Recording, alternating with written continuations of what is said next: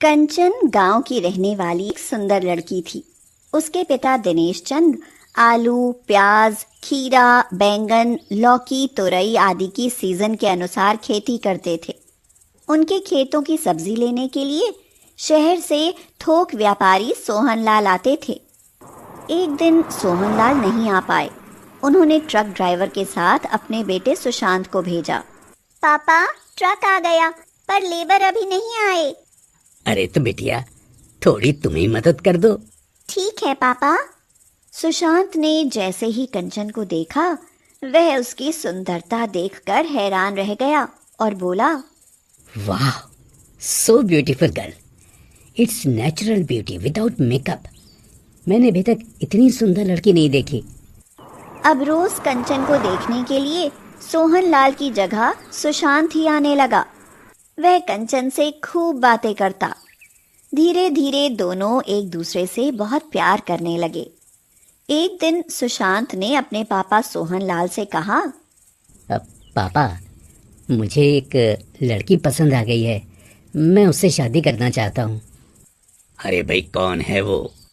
दिनेश चंद की बेटी कंचन। भाई, वो लोग अपने लोगों के स्टैंडर्ड के नहीं हैं। इस शादी के बारे में सपने में भी मत सोच लेना। सुशांत की माँ लीला ने भी साफ मना कर दिया।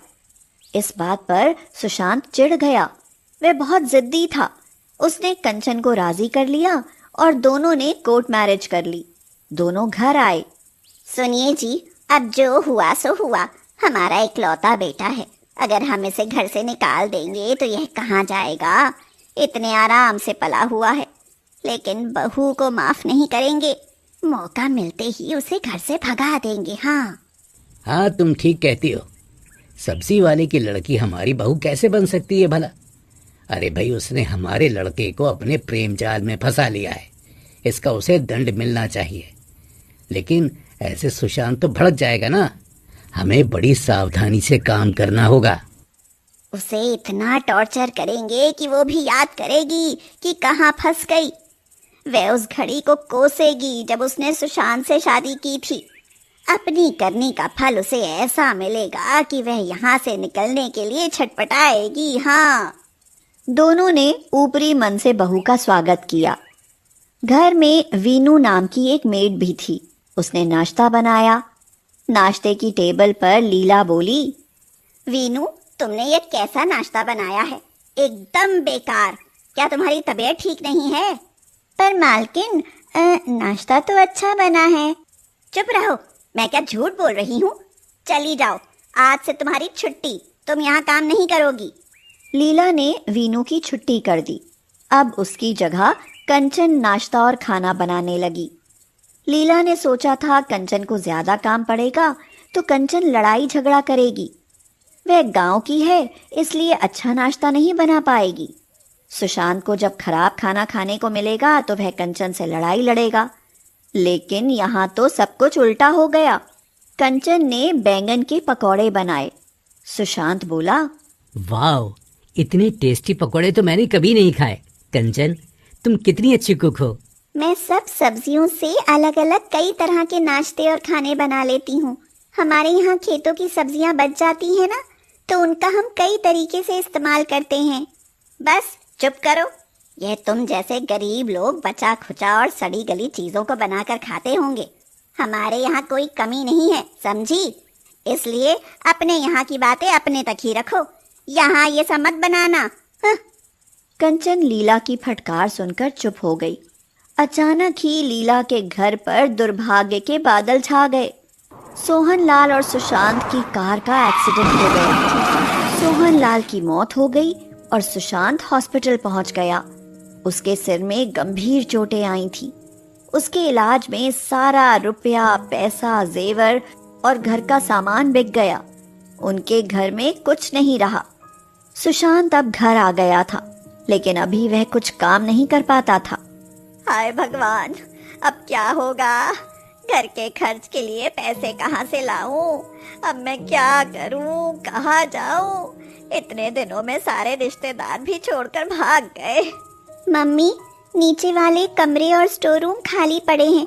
साफ करने पर बहुत सारा आलू और प्याज निकला है जो खराब होने को है। फेंक दो उन्हें, क्या होगा उसका। जी मम्मी। कंचन ने स्टोर रूम की सफाई की। उसने पड़ोस में साफ प्याज में से कुछ को बेच दिया। उससे आटा और चीनी, चाय की पत्ती ले आई। फिर उसने प्याज के पराठे और चाय बनाई। लो मम्मी, चाय पी लो और साथ में प्याज के पराठे हैं। तुम कहाँ से लाई हो? मैंने बनाए हैं। मैंने बताया तो था कि हमारे घर में अक्सर प्याज बच जाता था, तो उससे हम लोग टेस्टी पराठे बनाते थे। इतने अच्छे अच्छे मसाले इसमें पड़ते हैं कि उनका स्वाद ही और हो जाता है। खाकर देखिए। कंचन ने सुशांत और लीला को चाय के साथ पराठे खाने के लिए दिए। लीला ने कहा, अरे वाह, ये पराठे खाकर तो मजा आ गया। इतने स्वादिष्ट पराठे तो मैंने आज तक नहीं खाए।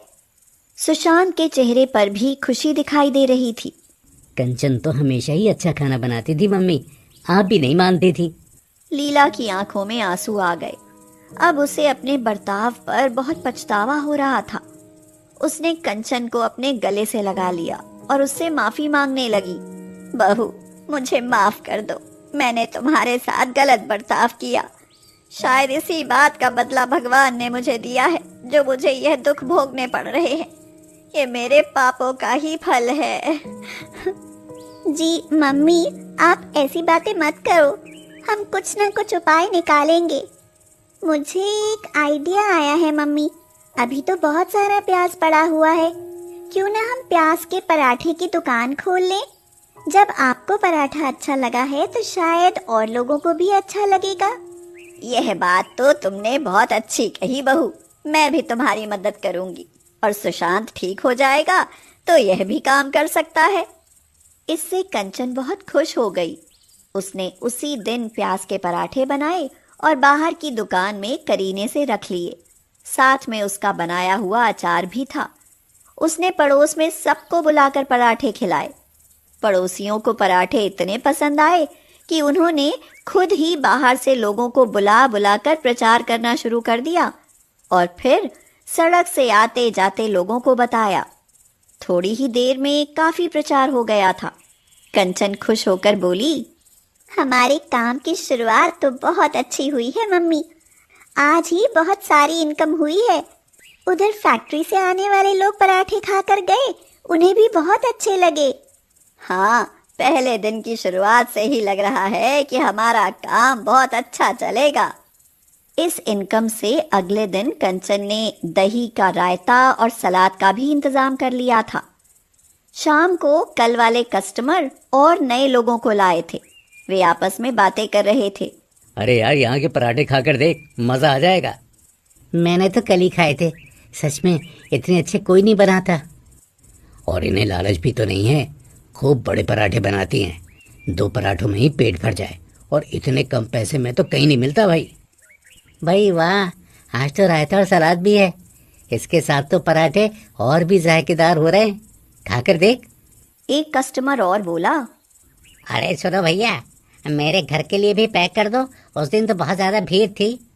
कुछ ही दिनों में कंचन की प्याज के पराठों की दुकान फेमस हो गई। इधर सुशांत भी तेजी से ठीक हो रहा था। अब लीला और सुशांत ने ज्यादातर काम संभाल लिया। कंचन बस देखरेख करती थी और पराठे सेकती थी। कंचन की मेहनत, लगन और ईमानदारी ने रंग दिखाया। उसकी तरह अब वहाँ कोई नहीं था।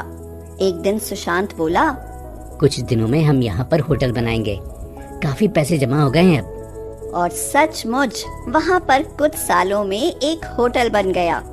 अब कंचन और सुशांत पहले की तरह अमीर हो गए। अब लीला कंचन को बहुत प्यार करती थी। घर का माहौल खुशनुमा बन गया था।